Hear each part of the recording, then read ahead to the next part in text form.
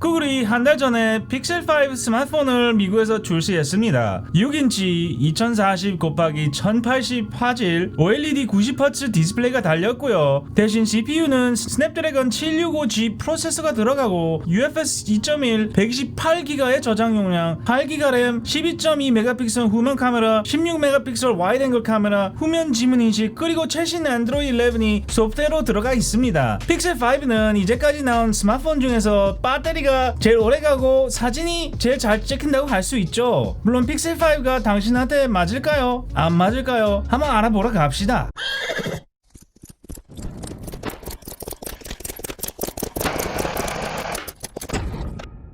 첫 번째로는 사이즈입니다. 금년에는 픽셀5는 더 큰 사이즈가 없고요. 픽셀5는 그래도 작은 스마트폰이기 때문에 갤럭시 노트 같은 큰 디스플레이가 필요하시면 아쉬울 것 같습니다. 물론 저도 큰 스마트폰이 보통 더 좋지만 작은 스마트폰이 편할 때도 많죠. 아무튼 스마트폰이 작고 픽셀5가 바깥이 메탈로 되었지만 마치 종이처럼 느껴지는 느낌이 옵니다. 참 좋아요. 구글은 언제나 소프트, 필 그걸 강조하죠. 그리고 좋은 건 뒷부분이 너무 매끄럽지 않아서 지문 같은 거 묻지 않고 미끄럽지도 않고요. 소프트 느낌 너무 좋습니다. 두 번째는요, 배터리입니다. 픽셀5는 제가 사용해본 안드로이드 폰 중 제일 배터리가 오래 갑니다. 근데 배터리가 커서 그런 것도 아니고요. 배터리 용량이 4080mAh인데 픽셀5의 긴 배터리 비결은 바로 효율적인 안드로이드 운영 체제입니다. 물론 구글이 안드로이드를 개발하니까 아무래도 노하우가 있죠. 아무튼 배터리 용량 큰 갤럭시 노트 20 울트라, LG V60 요런 애들보다 배터리가 훨씬 오래 갑니다. 참 저도 깜짝 놀랐어요. 이건 사용해보면 아실 것 같은데요, 아직은 한국에 정식으로 안 나왔다고 하나요. 아마 아마존 가면 해외 구입하실 수 있을 거예요. 구글 픽셀 5는 진짜 앱들이 다 잘 돌아갑니다.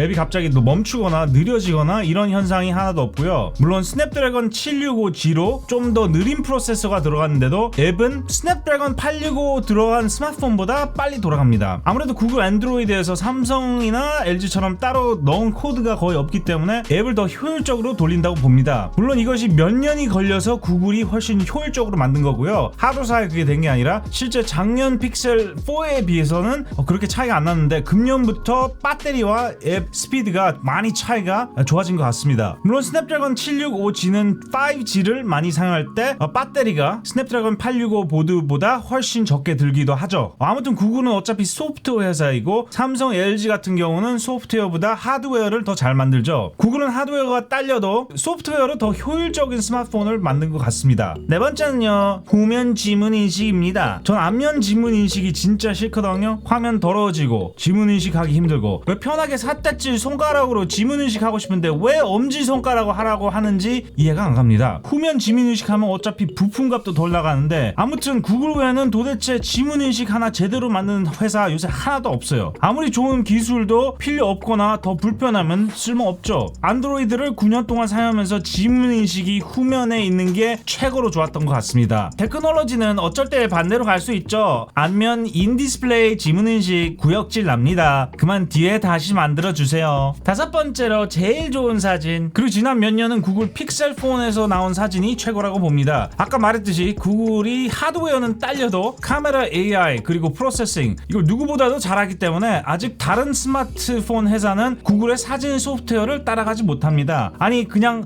따라해보고 있는 거죠. 금년부터는 구글 카메라가 강아지, 고양이 그리고 사라지지 않는 것도 포트레이트 모드가 지원됩니다. 그냥 다음에 DSLR이나 미러레스 카메라 집에 두고 픽셀 5만 가지고 찍으시면 되죠. 물론 영상도 픽셀 5 잘 나오고요. 여섯 번째로 구글 픽셀 폰들은 안드로이드 업데이트가 빨라서 좋습니다. 만약 안드로이드 12가 다음 달 나오면 정식 발표 전에 베이타도 설치해서 사용 가능하고요. 물론 루팅 안 해도 이게 가능하다는 게 장점이죠. 구글이 안드로이드 운영 체제를 만드니까 아무리 업데이트가 제일 빠른 건 당근이죠. 당근 많이 드시죠? 물론 루팅하고 싶으시면 픽셀 폰들은 모두 다 루팅이 가능합니다. 루팅은 원래 안드로이드의 기본 기능이라고 할 수 있죠. 아무튼 루팅하면 새로운 커스텀 롬이나 GSI 롬을 쉽게 설치해서 아예 커스텀 운영 체제를 사용할 수 있어서 좋습니다. 그리고 미국에서는 구글의 통신사 구글 파이를 사용하시면은 구글 콜 스크린 기능으로 스팸 차단이 가능해서 많아서 너무나 좋네요. 로봇이 대신 전화를 받아주거든요. 구글 픽셀 5 좋긴 좋은데 뭐가 빠졌을까요? 제일 타격적인 건 바로 스피커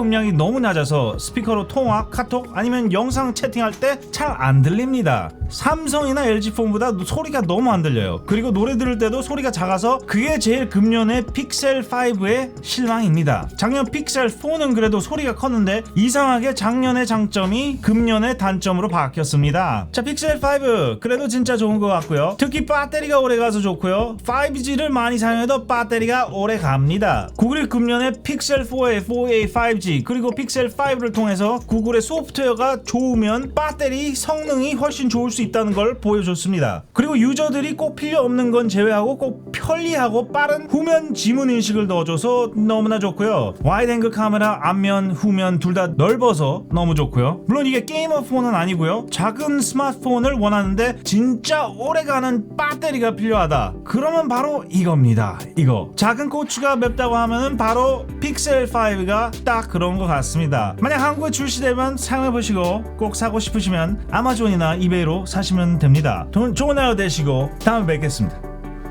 뭐라카노? 여기 눌러 구독하세요.